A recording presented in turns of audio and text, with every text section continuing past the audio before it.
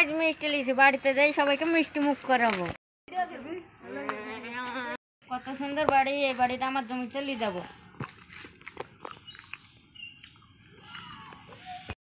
মিষ্টির গাড়িটা থুইতে আগে বাড়িটা নিয়ে যাই, থাক পরে নিয়ে যাবো।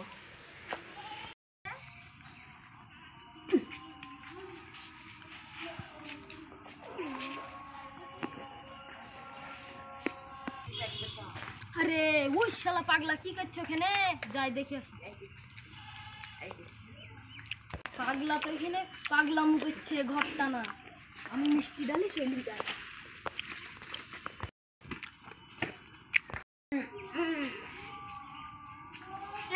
আমার মিষ্টি কই? মনে হয় ঘর মেলা দিল্লি চলে আসছে, মিষ্টি পরে কিনে ঘরটা এলি যায়।